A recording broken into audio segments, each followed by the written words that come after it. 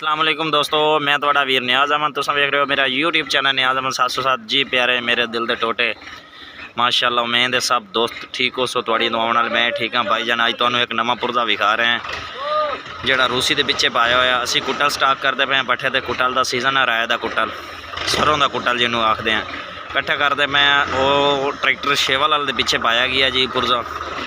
अगे शेवल भी लगे है, बैक साइड से भी शिकंजा पा के ते वो असी चला रहे हैं। तो चेक करवाना भाई अकरम ट्रैक्टर दो रहे हैं 260। हाँ जी सामने पुरजा आ गया माशाल्लाह। यदि परफॉर्मेंस शेवल वाले ट्रैक्टर की चेक करो, लैंका ते कुटल सारा इसे नाल स्टार्ट किया गया जी। वीडियो अच्छी लगे तो चैनल को सबसक्राइब करियो, बेल आइकन प्रेस कर दी ताकि आने वाली नई वीडियो तुहाडे तक पहुँच सके।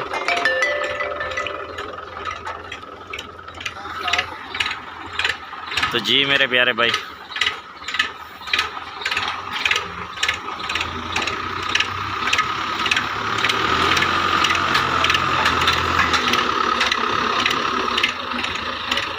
तुहाडे सामने चेक कर सकते हैं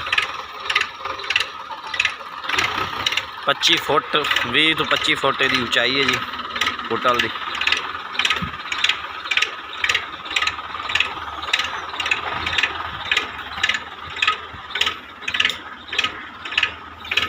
बड़ा भाई चला रहा है ट्रैक्टर। वीडियो अच्छी लगे तो चैनल को सबसक्राइब करियो। मेरे दिल दे टोटे आप खड़े हैं चौधरी ब्रैक्स कंपनी भट्ठे दे, भट्ठा नंबर 707। तो जी मेरे दिल दे टोटे वीडियो सिर्फ थोड़े वास्ते बनाने हैं, अच्छी वीडियो चेक किया करो।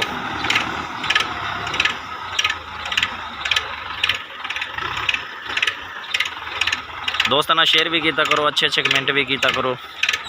माशाल्लाह मेरे प्यारे भाई बाहरले मुल्कों के भी वीडियो वेखते हैं। उस तो बाद साढ़े चढ़ते पंजाब दे विच मेरे दोस्त मेरे वीर रहंदे ने।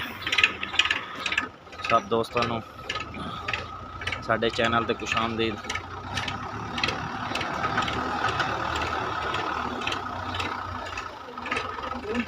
पुरजा जी असी आप तैयार किया सिर्फ भट्ठे के कुटल स्टाक करने वास्ते। कुटलों के सीजन के असी इस पुरजे ने इस्तेमाल करते हैं। उस तो बाद इनू साफ सुथरा करके रख दईदा ताकि आने वाले नवे सीजन के फिर काम